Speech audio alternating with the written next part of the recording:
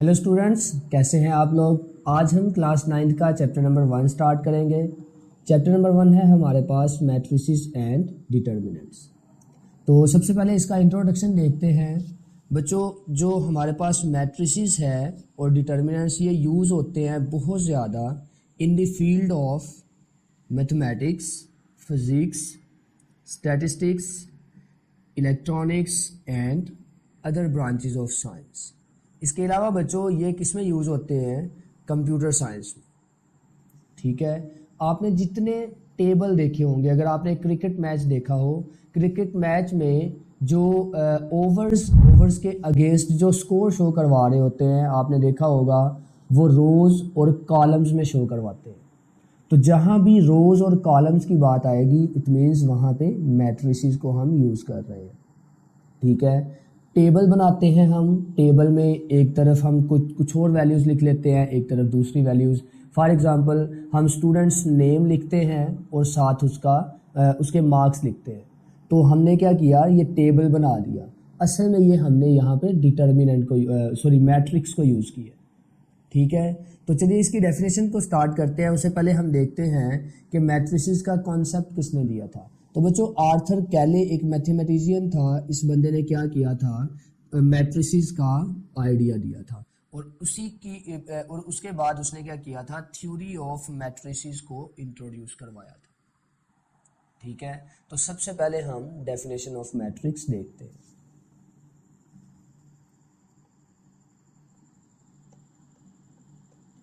Matrix, बच्चों matrix क्या होगा, हम इसको डिफाइन करेंगे। आ रेक्टेंगुलर अरे of number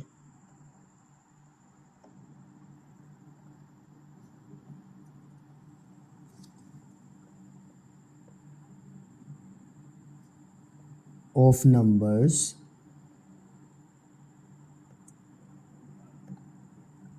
enclosed by square brackets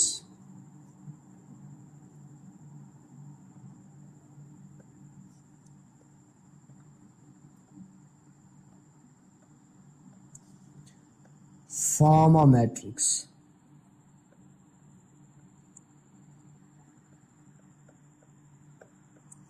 अब बच्चों हम क्या करेंगे, कोई भी नंबर हमारे पास हो सकते हैं। फॉर एग्जांपल हम नंबर लिखते हैं 1 2 3 4। अगर हम इनको स्क्वायर ब्रैकेट्स में इनक्लोज कर दें तो हमारे पास जो वैल्यू बनेगी उसको हम क्या नाम देंगे, मैट्रिक्स। यहाँ पे बच्चों एक वर्ड यूज किया हमने डेफिनेशन में, दैट इज अरे। अरे एक कंप्यूटर की लैंग्वेज का भी वर्ड है। अरे आप इसको यूं अंडरस्टैंड कर सकते हैं कि ये सिंपली अरेंजमेंट देती है हमें डिफरेंट चीज़ों की। तो ये हमारे पास देख लें आप, यहाँ पे नंबर्स मौजूद है और इन नंबर्स की हमने क्या की हुई है बच्चों, अरेंजमेंट की है। तो इस वजह से हम इसको अरे का भी नाम देते हैं। ठीक है, तो अब मैट्रिक्स को हमने डिफाइन कर लिया बच्चों। उसके बाद देखिए, मैट्रिक्स में दो चीज़ें होती हैं। सही है, दो चीज़ें होंगी। एक हमारे पास ये वाली अरेंजमेंट है, इस अरेंजमेंट को हम कहते हैं बच्चों हॉरिजॉन्टल अरेंजमेंट।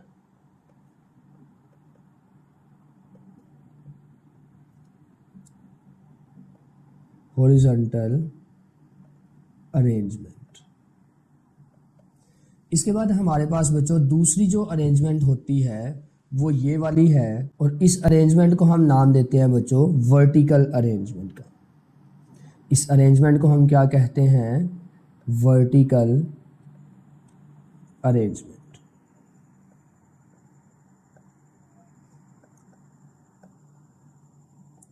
अब बच्चों इन दोनों अरेंजमेंट्स को हम स्पेशल नेम देते हैं। अगर हम बात करें बच्चों हॉरिजॉन्टल अरेंजमेंट की, तो हॉरिजॉन्टल अरेंजमेंट को हम नाम देते हैं रोज का।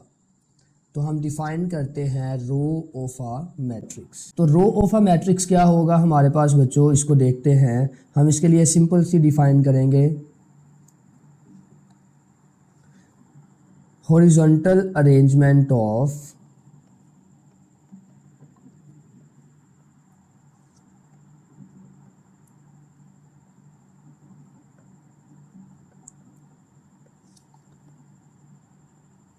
numbers in a matrix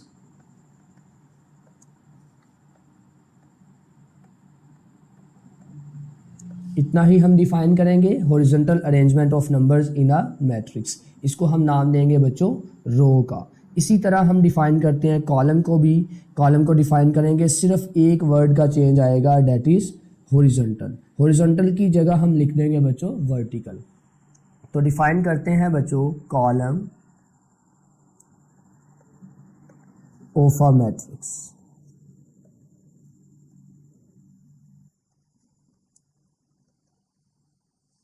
तो कॉलम की डिफाइन में सिर्फ एक वर्ड का हम चेंज करेंगे, दैट इज हॉरिजॉन्टल। तो इसकी जगह हम लिख देंगे बच्चों वर्टिकल अरेंजमेंट ऑफ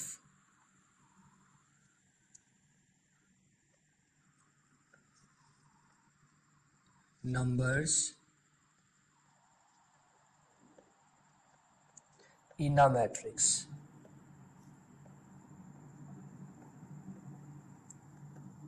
ठीक है, तो जो वर्टिकल अरेंजमेंट होती है इसको हम कॉलम का नाम देते हैं, और जो हॉरिजॉन्टल अरेंजमेंट है उसको हम रो का नाम देते हैं। तो अब वापस एग्जांपल पे आते हैं बच्चों। इस एग्जांपल में आप देखें, हमने हॉरिजॉन्टल अरेंजमेंट की बात की जो कि रो होगी। इट मीन्स ये जो ग्रीन कलर में यहाँ पे आपको शो हो रहा है ये एक रो को रिप्रेजेंट किया जा रहा है, और ये जो रेड कलर में आपको शो हुआ है बच्चों ये हमने किसको रिप्रेजेंट किया है, एक कॉलम को। अब अगर आपको रो और कॉलम का कॉन्सेप्ट समझ आ जाए तो इसके बाद हम बात करते हैं ऑर्डर ऑफ अ मैट्रिक्स। ठीक है, तो ऑर्डर को अंडरस्टैंड करते हैं कि ऑर्डर क्या होता है, फिर हम नेक्स्ट मूव करते हैं। Order of a matrix.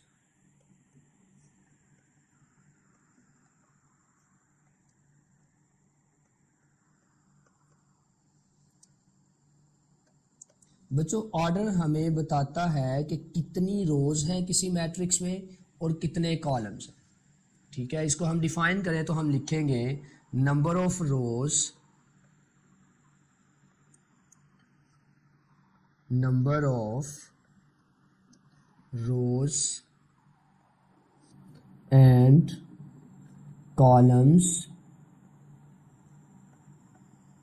in a matrix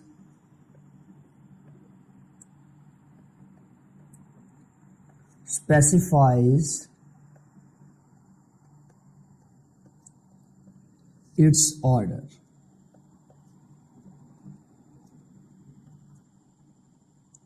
कि किसी मैट्रिक्स में कितनी रोज हैं और कितने कॉलम्स हैं ये हमें बताया जाता है इसके ऑर्डर से। फॉर एग्जांपल हम यहाँ पे लिखते हैं, फर्ज कर लें एक मैट्रिक्स में लिखता हूँ capital A is equal to 1 2 3 4। ये हम पिछली एग्जाम्पल को ही डिस्कस कर रहे हैं। आप यहाँ पे देखें हमारे पास कितनी रोज हैं। यहाँ पे हमारे पास रोज हैं बच्चों 1 और ये 2। ठीक है, ये एरोज आपने बनाने नहीं है, मैं समझाने के लिए बना रहा हूँ। तो बच्चों इसमें 2 रोज हैं। क्या है हमारे पास, 2 रोज हैं, 2 रोज।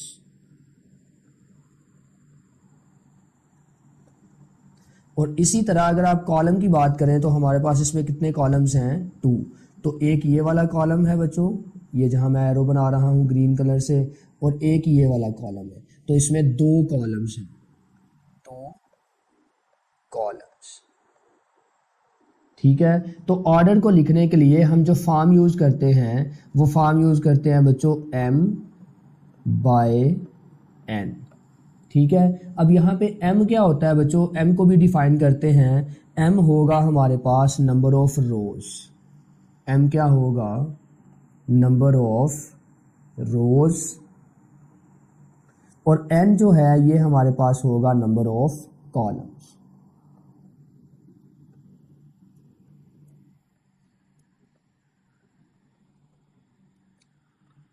m बताएगा कि कितनी रोज हैं और n बताएगा कितने कॉलम्स हैं। तो आप इस एग्जांपल की तरफ आए, इसमें 2 रोज हैं यहाँ पे, एक ये वाली रो है एक ये वाली, और इसमें 2 कॉलम्स हैं, एक ये कॉलम है एक ये वाला। तो बच्चों यहाँ पे इसका जो ऑर्डर होगा वो होगा 2/2। इसका ऑर्डर क्या होगा बच्चों 2/2। तो ये हमारे पास ऑर्डर की डेफिनेशन थी, हमने एग्जांपल से भी अंडरस्टैंड किया। अब हम एक्सरसाइज पे मूव करते हैं पहले और क्वेश्चन नंबर 1 सॉल्व करते हैं जो कि ऑर्डर ऑफ अ मैट्रिक्स के रिलेटेड है। क्वेश्चन नंबर 1 में हमारे पास उसने पूछा हुआ है बच्चों, ये मैंने आपकी एक्सरसाइज की पिक्चर शेयर की है यहाँ पे। तो क्वेश्चन नंबर 1 में स्टेटमेंट उसने मेंशन किया है find the order of the following matrices. ये सारे मैट्रिक्स उसने हमें दिए हुए हैं और हमने इसका ऑर्डर बताना। ठीक है, तो चलें स्टार्ट करते हैं इसको। क्वेश्चन नंबर 1 का जो फर्स्ट पार्ट है वो देखिए, उसने हमें मैट्रिक्स दिया हुआ है capital A is equal to 2 3 -5 और 6। उसने हमसे पूछा है बच्चों कि इसका ऑर्डर क्या है। ठीक है, हम सबसे पहले देखेंगे, इसको हम डायरेक्ट भी लिख सकते हैं कि इसमें कितनी रोज़ हैं कितने कॉलम्स हैं, लेकिन इसको हम इस तरह लिखेंगे। सबसे पहले हम यहाँ पे बताएंगे नंबर ऑफ रोज़, और वो कितनी है बच्चों 2 है। ओके, इसी तरह हम बताएंगे नंबर ऑफ कॉलम्स, और नंबर ऑफ कॉलम्स कितने हैं वो भी 2 हैं। तो हमें पता है बच्चों ऑर्डर का फार्मूला क्या होता है, ऑर्डर इज इक्वल टू, या ऑर्डर ऑफ ए लिख दे यहाँ पे आप, क्योंकि ए मैट्रिक्स को हम देख रहे हैं। तो ये आएगा order of A is equal to m/n। तो यहाँ पे वैल्यूज लिख दे बच्चों, ये आ जाएगा 2 रोज हैं और 2 कॉलम्स हैं, तो इसका आंसर होगा बच्चों 2/2। ठीक है, तो इस तरह से हम इसका आंसर लिख देंगे। इसके बाद हम नेक्स्ट देखते हैं सेकंड पार्ट को। सेकंड पार्ट है हमारे पास,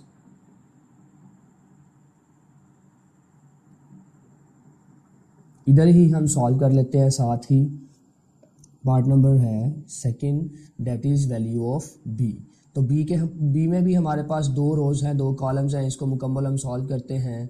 B matrix is equal to 2035। ये हमारे पास वैल्यू आ गई। अब आप बच्चों देखें इसमें कितनी रोज हैं, ये भी हम स्पेसिफाई करते हैं यहाँ पे, नंबर ऑफ रोज ये है हमारे पास 2 हैं बच्चों, और नंबर ऑफ कॉलम्स ये भी 2 हैं।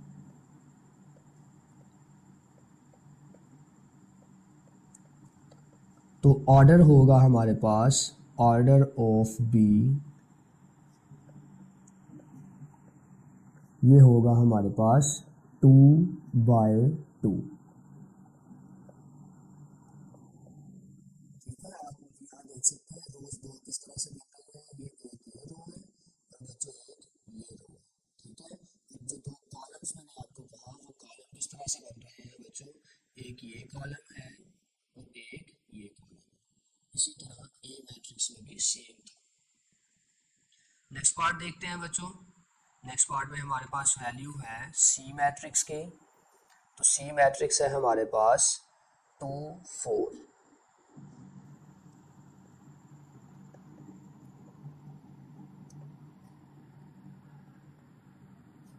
तो इसमें हम देखेंगे सबसे पहले नंबर ऑफ रोज को और नंबर ऑफ कॉलम्स को। इसमें हमारे पास नंबर ऑफ रोज कितनी है बच्चों, आप देखें सिर्फ एक रो है, तो इसमें हमारे पास 1 रो होगी। और नंबर ऑफ कॉलम्स देखते हैं हम, नंबर ऑफ कॉलम्स वो है हमारे पास 2। वो किस तरह से है वो भी देख लें बच्चों। हमारे पास ये फर्स्ट कॉलम है और ये सेकंड कॉलम है। मैं अगेन रिपीट कर रहा हूँ बच्चों, ये जो एरोज लगा रहा हूँ मैं वो सिर्फ आपको समझाने के लिए लगा रहा हूँ, आपने क्वेश्चन सॉल्व करते वक्त ये एरो नहीं लगाने। तो इसके बाद हमारे पास ऑर्डर ऑफ सी आ जाएगा, order of C matrix is equal to 1/2। ठीक है, और बच्चों ऑर्डर को हम 1×2 भी लिख सकते हैं, और 1×2। और ये भी याद रखना है कि इसको मल्टीप्लाई करके नहीं लिखना, आपने इतना ही ऑर्डर होगा। ठीक है, यहाँ भी हम लिख सकते हैं बच्चों 2×2 और यहाँ और लिख देंगे। यहाँ भी हम स्पेसिफाई कर देते हैं और 2×2। ठीक है बच्चों, तो ये सी पार्ट भी सॉल्व हो गया। अब नेक्स्ट हम मूव करते हैं पार्ट नंबर डी पे। पार्ट नंबर डी के लिए हम पार्टीशन कर देते हैं यहाँ पे, और इधर ही हम ये सॉल्व कर लेंगे क्वेश्चन को।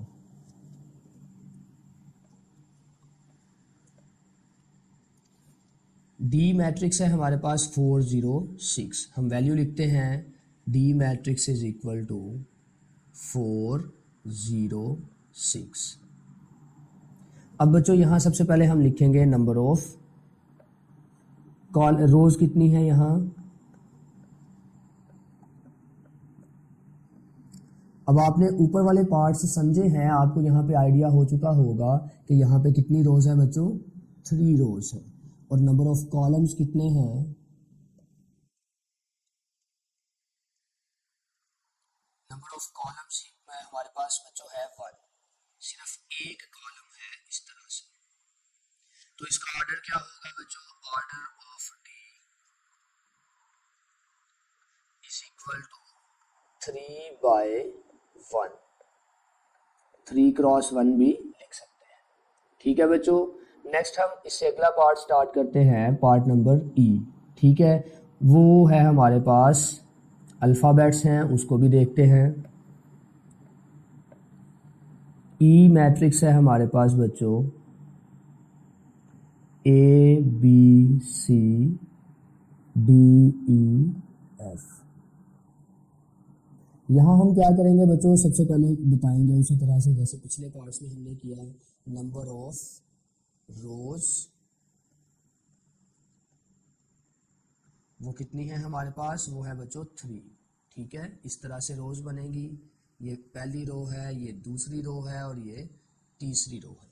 इसी तरह नंबर ऑफ कॉलम्स, तो नंबर ऑफ कॉलम्स हैं हमारे पास बच्चों 2।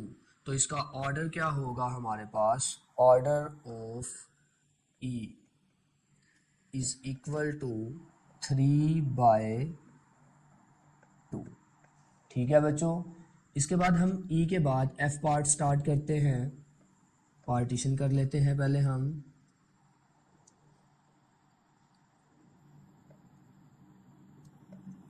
एफ मैट्रिक्स है हमारे पास बच्चों 2। There is only one value in matrix F, that is 2। अब इस मैट्रिक्स में आप देख सकते हैं बच्चों, एक सिंगल रो है और एक सिंगल कॉलम है। तो नंबर ऑफ रोज कितनी है इसमें, वो है बच्चों 1। ठीक है, इस तरह से हमारे पास ये रो है, ये आप देख सकते हैं। इसी तरह नंबर ऑफ कॉलम्स हैं हमारे पास, वो भी 1 है। ठीक है, ये आप देख सकते हैं इस तरह से। तो इसका ऑर्डर क्या होगा बच्चों, order of F is equal to 1/1। तो बच्चों ये हमारे पास एफ वाले मैट्रिक्स का आंसर था। अब हमारे पास 2 मैट्रिक्स रह गए, जी और एच। तो जी मैट्रिक्स हमारे पास है बच्चों 2 3 0 1 2 3 एंड 2 4 5। ये हमने जी मैट्रिक्स लिख लिया यहाँ पे। अब हम देखते हैं इसमें नंबर ऑफ रोज कितनी है, नंबर ऑफ रोज।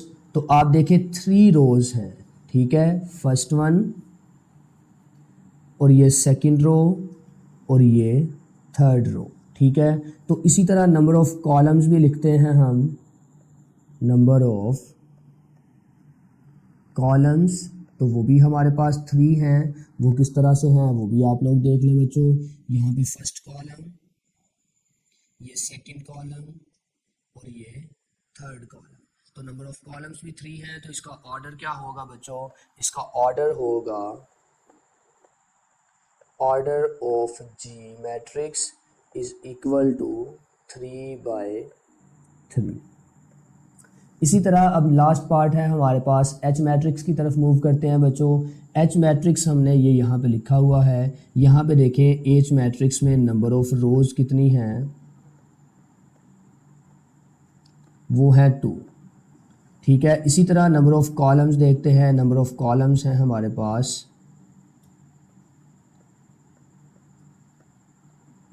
3।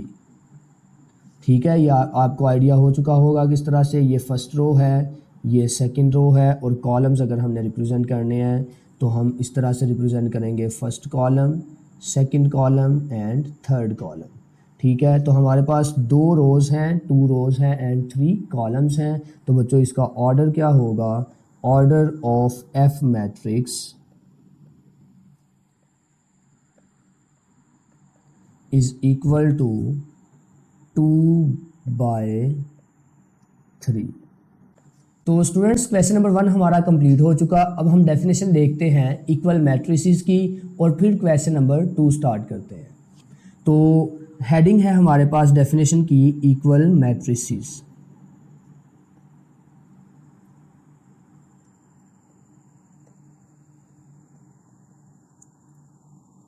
एक और चीज़ यहाँ पे आपने अंडरस्टैंड करनी है बच्चों, अगर सिंगुलर वर्ड होगा तो उसको हम मैट्रिक्स कहेंगे, सिंगुलर वर्ड होगा तो उसको हम मैट्रिक्स कहेंगे। और अगर प्लूरल वर्ड आ जाएगा ज़्यादा के लिए, 2 या 2 से ज़्यादा वैल्यूज़ के लिए हम यूज़ करना चाहें तो हम उसको मैट्रिसेस का नाम देंगे। प्लूरल वर्ड के लिए मैट्रिसेस कहेंगे हम।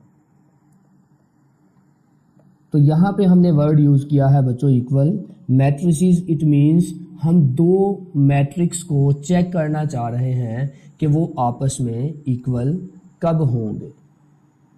ठीक है, तो यहाँ पे हम डिफाइन करते हैं बच्चों 2 matrices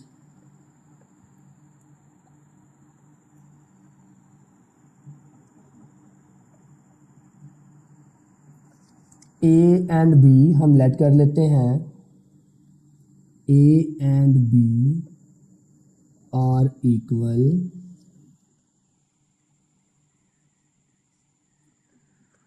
if and only if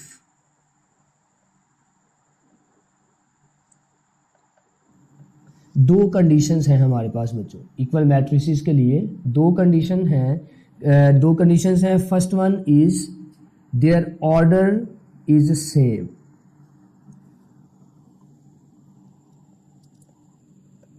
their order is same, and the second condition is their corresponding, sorry यहाँ पे their जो है वो दूसरा यूज होगा,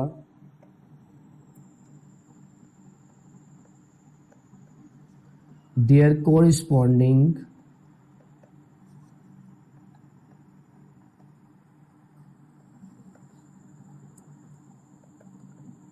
entries are same।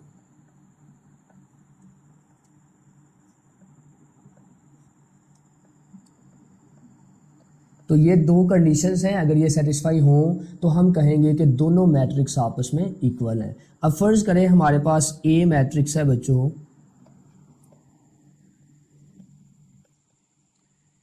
A matrix is equal to 2 3 1 5, और हम बी मैट्रिक्स भी लेट करते हैं कुछ इस तरह से 2 3 4 डिवाइडेड बाय 4, और यहाँ पे आप 5 को लिख लें 2 + 3। अब हम ये चेक करना चाह रहे हैं क्या मैट्रिक्स ए और मैट्रिक्स बी आपस में इक्वल हैं या नहीं। तो पहली कंडीशन हम क्या देखेंगे बच्चों कि क्या इनका ऑर्डर सेम है या नहीं है। तो बच्चों हम यहाँ पे देखते हैं मैट्रिक्स ए को, देखें इसमें 2 रोज़ हैं, ये 2 रोज़ हैं, और इसी तरह इसमें 2 कॉलम्स हैं, first and second. It means A matrix का जो ऑर्डर होगा वो होगा 2/2। इसी तरह बी मैट्रिक्स को ज़रा देखें, बी मैट्रिक्स में ये फर्स्ट रो है, ये सेकंड रो है, ये फर्स्ट कॉलम है और ये भी सेकंड कॉलम। अब देखें इस बी मैट्रिक्स में भी 2 रोज़ हैं और 2 कॉलम्स हैं। इट मींस ए और बी का ऑर्डर क्या है बच्चों, सेम है। अब हमने बात की कोरिस्पोंडिंग एंट्रीज़ की।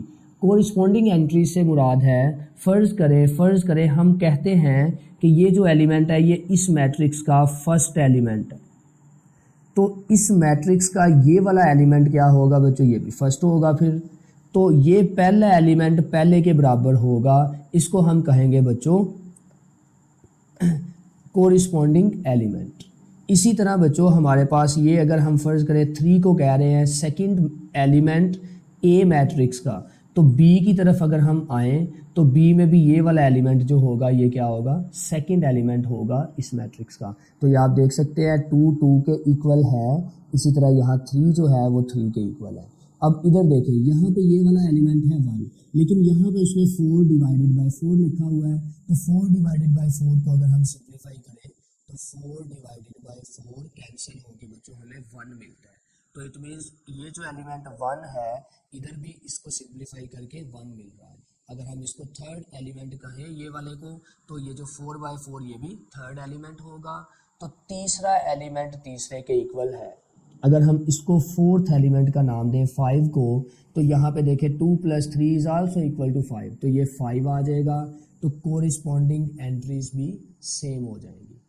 ठीक है, तो इस तरह से आप देख सकते हैं मैट्रिक्स ए और मैट्रिक्स बी आपस में क्या है बच्चों, इक्वल है। आप यहाँ लिख सकते हैं A matrix is equal to B matrix. तो ये एग्जांपल थी बच्चों जो हमने सॉल्व की। अब हम एक्सरसाइज के क्वेश्चंस को सॉल्व करते हैं। क्वेश्चन नंबर 2 सारे का सारा यही है हमारे पास। क्वेश्चन नंबर 2 में उसने मेंशन किया हुआ है कि which of the following matrices are equal. हमने बताना है कि ये जो गिवन मैट्रिक्स हैं इन सारे मैट्रिसेस में कौन कौन से मैट्रिक्स आपस में इक्वल है। बच्चों अगर आप देखें ए मैट्रिक्स को, इसके अंदर हमारे पास एक ही एलिमेंट है जो कि 3 है। तो आप देखें एक रो होगी इसमें ये वाली, और इसी तरह एक इसमें कॉलम होगा ये वाला। तो इसका ऑर्डर है 1 बाय 1। और आप यहाँ पे देखें इन सारे मैट्रिसेस में कौन सा मैट्रिक्स ऐसा है जिसमें ऑर्डर 1 बाय 1 हो और एलिमेंट जो है वो 3 हो। तो आप देख लें सी में ये कंडीशन सेटिस्फाई हो रही है, 5 - 2 ये 3 हो जाएगा। ठीक है, तो यहाँ पे हमारे पास फर्स्ट पे जो मैट्रिक्स इक्वल आएगा वो होगा A is equal to C। ठीक है, तो फर्स्ट का जो आप आंसर लिखेंगे वो लिखेंगे A is equal to C। इसके बाद ज़रा आप देखें B मैट्रिक्स को। B मैट्रिक्स है हमारे पास 3 और 5। इसी तरह अगर आप इसको कंपेयर करें बच्चों I मैट्रिक्स के साथ, तो I मैट्रिक्स में भी देख लें पहला एलिमेंट 3 है और दूसरा एलिमेंट 3 + 2 5 है। इट मीन्स दोनों का ऑर्डर भी सेम है और इनमें एलिमेंट्स भी सेम हैं। तो इस तरह से हम कह देंगे कि जो बी मैट्रिक्स है वो क्या है बच्चों, इक्वल है आई मैट्रिक्स के। ठीक है बच्चों, अब एक और क्वेश्चन ज़हन में आता है, वो ये कि यहाँ पे डी मैट्रिक्स है, इसका भी तो ऑर्डर उसी तरह से ही है, लेकिन एलिमेंट्स की अरेंजमेंट डिफरेंट है। मसलन इधर पहला एलिमेंट है 5 और यहाँ पे बी में, और बच्चों यहाँ आई में पहला एलिमेंट 3 है, तो इसलिए ये डी जो है ये इनके इक्वल नहीं आएगा। ठीक है बच्चों, नेक्स्ट मूव करते हैं। सी मैट्रिक्स ए के इक्वल हो गया, डी किसी के इक्वल नहीं है। इसी तरह अब ज़रा ई और एच को ऑब्जर्व करें। इसमें आप देखें दोनों का ऑर्डर क्या है, सेम है। 2 रोज हैं, 2 कॉलम्स हैं दोनों में, और बच्चों कोरिस्पॉन्डिंग एलिमेंट्स भी इक्वल है। 4 = 4, 0 = 0, 6 = 6 एंड 2 = 2। तो हम यहाँ लिख देंगे बच्चों E matrix is equal to H matrix. तो नेक्स्ट हमारा आंसर आएगा E is equal to H. Next में हम देखते हैं बच्चों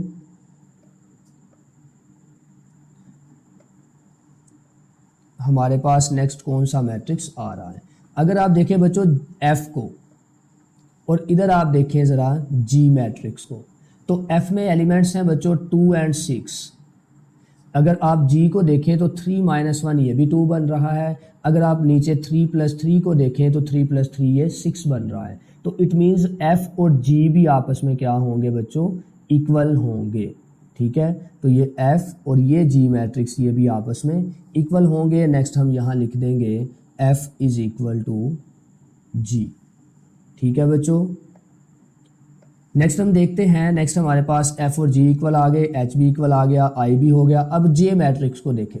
जे मैट्रिक्स में पहला एलिमेंट है 2 + 2 दैट इज़ 4, दूसरा एलिमेंट है 2 - 2 ये 0 होगा, तीसरा एलिमेंट है 2 + 4 ये 6 हो जाएगा, और फोर्थ एलिमेंट है 2 + 0 ये 2 ही रहेगा। तो आप देख सकते हैं ये हमारे पास इक्वल आ रहा है बच्चों, जे मैट्रिक्स जो है वो इक्वल आ रहा है एच मैट्रिक्स के भी, और ये इक्वल बन रहा है बच्चों ई मैट्रिक्स के भी। तो हम इसको इधर ही इसके साथ लिख देंगे E is equal to H is equal to J. तो इस तरह हमारा क्वेश्चन नंबर 2 कंप्लीट होता है। तो स्टूडेंट्स क्वेश्चन नंबर 3 स्टार्ट करते हैं। क्वेश्चन नंबर 3 में उसने हमें कहा कि find the values of A B C D which satisfy the matrix equation. आप क्वेश्चन को ज़रा ऑब्जर्व करें, हमारे पास क्वेश्चन में वैल्यू है ये सारी, और आप देखें ये दोनों मैट्रिक्स जो हैं ये आपस में इक्वल पड़े हुए हैं। तो अभी पिछले प्रीवियस क्वेश्चन में हमने ये अंडरस्टैंड किया कि अगर दो मैट्रिक्स इक्वल हैं तो उनकी कोरिस्पोंडिंग एंट्रीज इक्वल होती हैं। ठीक है, कोरिस्पोंडिंग एंट्रीज से मुराद ये है कि a + c जो है बच्चों ये इक्वल होगा 0 के, a + 2b जो है ये इक्वल होगा -7 के, c - 1 इक्वल होगा 3 के, 4d - 6 इक्वल होगा 2d के। तो चलिए इसको स्टार्ट करते हैं। हम इसको सबसे पहले यहाँ सॉल्यूशन में लिखेंगे कंपेयरिंग। तो बच्चों कंपेयरिंग करते हैं।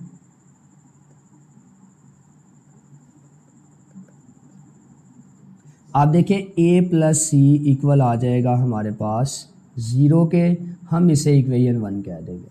इसी तरह c - 1 हमारे पास इक्वल आ जाएगा बच्चों 3 के, हम इसे इक्वेशन नंबर 2 कह देंगे।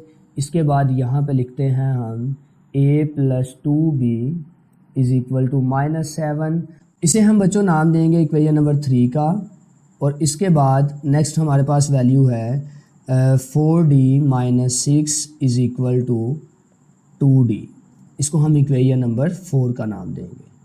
बच्चों सबसे पहले आप देखें यहाँ पे जो हमने इक्वेशन लिखी है c - 1 इज़ इक्वल टू 3, यहाँ से हमें बहुत आसानी से c की वैल्यू मिल रही है। तो चले वो वैल्यू निकालते हैं। हम लिखेंगे, यहाँ दोबारा लिखें, यहाँ लिखें as c - 1 is equal to 3। तो इस 1 को बच्चों राइट साइड पे शिफ्ट करेंगे, राइट साइड पे शिफ्ट करेंगे तो ये क्या हो जाएगा, पॉजिटिव हो जाएगा। तो ये हमारे पास आ जाएगा c is equal to 3 + 1।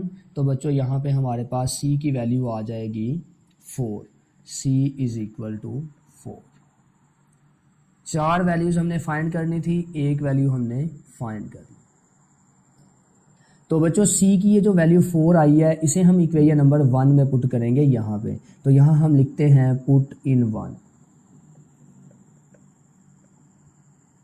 Equation 1 है हमारे पास a + c is equal to 0। पहले तो हम वो लिखते हैं a + c is equal to 0। अब यहाँ पे c की वैल्यू पुट करते हैं, a + 4 इज़ इक्वल टू 0। तो 4 उधर ले जाएं, a क्या आ जाएगा बच्चों, -4 आ जाएगा। इसके गिर्द भी बॉक्स बना दें ताकि हमें अगर हम ये क्वेश्चन अटैम्प्ट कर रहे हैं बोर्ड के एग्ज़ाम्स में या किसी भी टेस्ट में तो टीचर को अब वैल्यूज़ ढूंढने में मुश्किल ना हो, आसानी से हमें वैल्यूज़ मिल जाए। इसके बाद हम देखते हैं बच्चों नेक्स्ट हमारे पास b और d की वैल्यू रह गई। तो हम यहाँ पे लिखेंगे एज, यहाँ दोबारा लिख दें 4d - 6 is equal to 2d। अब ये 6 को राइट साइड पे शिफ्ट करेंगे तो बच्चों ये प्लस हो जाएगा, 2d को लेफ़्ट साइड पे हम शिफ्ट करेंगे तो ये माइनस हो जाएगा।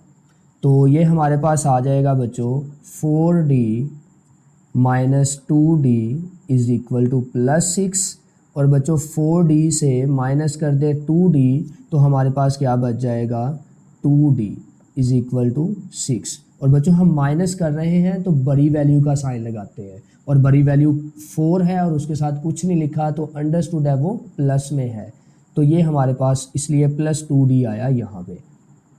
ठीक है, तो 2 को यहाँ ला के डिवाइड कर दे, d के साथ मल्टीप्लाई हो रहा है तो d is equal to 6 divided by 2। तो इसको सिंप्लीफाई करें, हमारे पास d की वैल्यू 3 आ जाएगी।